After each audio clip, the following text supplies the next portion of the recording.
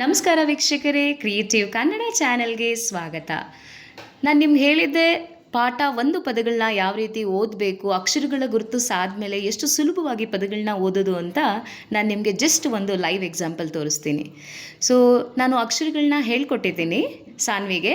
ಸಾನ್ವಿ ಯಾವ ರೀತಿ ಪದಗಳನ್ನ ಓದ್ತಾಳೆ ಅಂತ ನೀವೇ ನೋಡಿ. ಪಾಠ 1 ರ ಗ ಸ ದ ಅ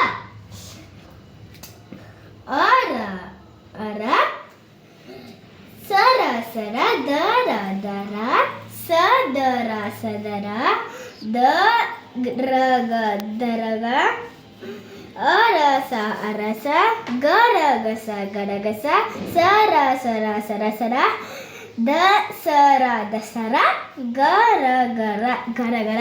ನೋಡಿದ್ರಾ ಯಾವ ರೀತಿ ಓದಬೇಕು ಅಂತ? ಇದೇ ರೀತಿಯಾಗಿ ನಿಮ್ಮ ಮಕ್ಳಿಗೂ ಸಹ ಅಕ್ಷರಗಳನ್ನ ಗುರುತಿಸ್ಬಿಟ್ಟು ಓದಿ ಅಂತ ಹೇಳಿ ಇವನ್ ಸಹ ಇದು ಅವಳೇ ಸಹ ಬರೆದಿರೋದು. ಈ ರೀತಿ ಮಾಡೋದ್ರಿಂದ ಮಕ್ಕಳಿಗೆ ರೀಡಿಂಗ್ ಸ್ಕಿಲ್ ಮೇಲೆ ಕಾನ್ಫಿಡೆಂಟ್ ಬೆಳೆಯುತ್ತೆ, ಹಾಗೂ ಅವ್ರಿಗೆ ಇನ್ನೂ ಕೂಡ ಹೆಚ್ಚೆಚ್ಚು ಓದಬೇಕು ಅನ್ನೋ ಆಸಕ್ತಿ ಬೆಳೆಯುತ್ತೆ.